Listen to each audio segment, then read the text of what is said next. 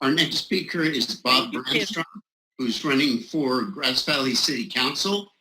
He has sought and just been granted the endorsement from our Democratic Central Committee, and it was overwhelming. I think it was unanimous, in fact.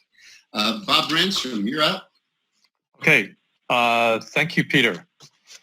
Good evening, everyone, and it's good to see all of you. I don't see many of you very often these days.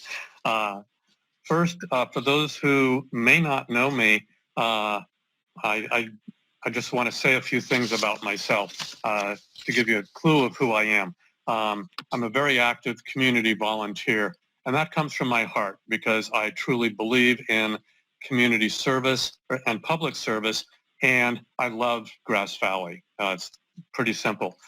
I also believe in our community's ability to work together to get things done. Recently, you've seen a lot of stuff going on, some conflicts, but for the most part, the community is really coming together. That's residents and businesses to support the issues that we're facing. Another thing about me is I'm a scientist, so I'm trained to evaluate ideas, to look at new ideas. And coming from my science background, I have a strong belief in making decisions based on evidence. So that's something you could expect from me. What are some of the issues we faced? As Pamela was pointing out, the economy is huge. Locally, we've had a fragile economy already. With COVID, we're really struggling. So we have both short-term things we need to address, but also long-term, it's really critical that we diversify our job base with more living wage jobs, playing to our strengths, which includes technology locally, cannabis, and small manufacturing. And also to support the economy and these jobs and the families, we also need more housing, both affordable and market rate, and we need better broadband. There's also bigger issues that we need to look at. Two of those that are foremost in my mind is one of the big ones right now is racism. That has reared its head here almost year after year. And then now it's being pointed out nationally as a really big issue. That's something we can address. The other is climate change. We need to start addressing that at the local level, not just ignore it. Finally, 2 years ago, no one had ever heard of the campfire, of public safety power shutoffs, or of COVID-19. We are constantly being hit by new issues, the unexpected. We have to be prepared to deal with this. And one of the reasons I'm running is I believe I'm very well qualified to deal with existing issues and new issues as they come up. So I'm asking for your support because I think I can be an effective leader here to address whatever issues we face here in the community. First of all, I've been preparing for years for this, so I'm prepared to hit the ground running as soon as I take office. And I'm a problem solver. I don't focus on nonsense. I focus on what is the problem and how can we solve it. And finally, I am very open to new ideas, to innovation, to address whatever issues we come up with. And I want to do this in great part by listening to people and hearing your ideas and giving all of these new ideas a fair hearing here in town. That's my quick pitch. I think we have time for some questions now. Oh, and I would like to just add, thank you to the Democrats for the endorsement. And I am excited as hell. Today, just a few hours ago, I filed my papers. So I am now an official candidate for Grass Valley City Council.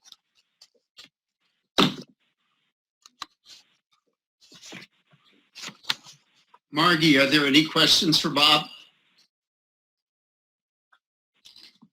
You're muted, Margie. It turned me off there. Okay, no, I don't see any questions for you yet. I have one coming in. I mean, I'll just say it. Okay. How many opponents do you have right now? Right now, for 3 positions on the council, 2 candidates have filed, incumbent Jan Arbuckle and myself.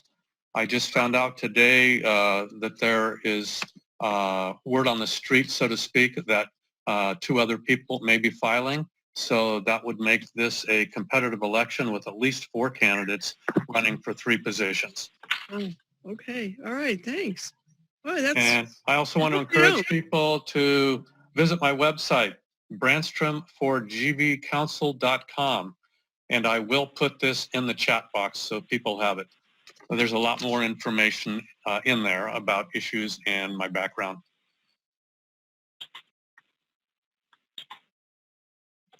What do you think about this mine? I'll ask this question that's proposed. I figured that would come up. We can't let you off the hook. You know, the mine is really an intriguing proposal. There's the promise of lots of jobs that would be well-paying jobs that would be very beneficial to the community.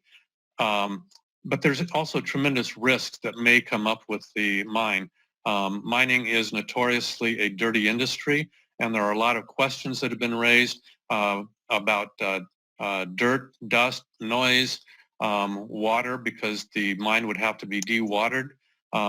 These are all important issues, and it's important right now because we are in the information gathering and information development phase to identify what your concerns are and get those to the county. Because right now is the open period called the scoping meeting that is identifying what the scope of the environmental impact report will be. And pretty much anything is included in environment, whether it's physical environment or economic or social. So it's really critical right now that we develop the right information so that when it's time to make a decision, probably sometime next year, the County Board of Supervisors has good information and we have good information to take a position on, is this something we really want in our community or not? Okay, another question is, what lessons did you learn from your last run that will help your campaign this time around? Good question. This is a community that is based to a great extent on relationships. And I have continued to build relationships in the community. And now I just have a lot more people supporting me because they know me. That's one of the beauties of living in a small town is you get a chance to get to know people. I have also not been idle. One of my big issues is climate change. And I think I may be the only candidate locally who's making this part of my campaign, but this is a very real issue. And I should mention that 3 years ago tonight, the first Tuesday, August of 2017, we had a special meeting just on the local impacts of climate change. I was one of a small group of our environmental group that brought that program to First Tuesday, and I was the host of that program. And I've continued to work on this, most recently with Citizens Climate Lobby, and I've also been speaking to local groups around town. So all of that is part of doing what's important for our community, and it's a way of building relationships. Great. Now we have 3 kind of related about the compliance issues in Grass Valley. What are your feelings about that, and what would you do about it if you were on the council right now? I assume this has to do with the mask issue. This is really a county enforcement issue, but I think that the County Board of Supervisors and the Public Health Department need the support of our local elected officials. So that would be part of the role I would be taking, is encouraging them to take stricter enforcement action. And I would also be doing the best that I could to go talk to the people who are not in compliance and see if we could work with them to bring them into compliance. You don't have to be a public health official to do that. I know people in the city who've tried to do that and they're very frustrated, but that's something that I would feel important to do as an elected official, is go talk to people in our community. So on Mill Street, it's even a county enforcement issue, even though it's in the city? All public health issues are a county Department of Public Health issue. I got it. So we have one more. Do you have time for one more, Peter? One more would be fine. He wants to, Bob and Claire Miller want to know if living in co-housing has been a useful experience for you. Surprisingly, it really has been. One of the lessons that I've learned here in co-housing is the importance of listening to people. We operate by consensus, which means we are forced to listen to people because we can't just operate on a simple majority. But there's some real benefits that come from that. One is when you listen to more people, you get a wider range of ideas, you get better ideas, and as a result, you get better solutions. And that is something that I have taken to heart as I go into the larger community, is I want to hear a diversity of opinions. I want to hear people who see things differently than I do. That's a really, really important thing. And I truly believe, having seen it here in co-housing, that we'll get better solutions in Grass Valley if we listen more and consider a wider range of opinions. Good point. Okay, back to you, Peter. Thank you, Bob. That was great. Look forward to perhaps doing some more with Bob Branstrom. Check out his website. I'm sure he'd be very happy to have some volunteers and certainly some contributions. Mailers are expensive and they're going to be pretty critical this time around. Knocking on doors is probably not going to be the option of choice in the age of COVID.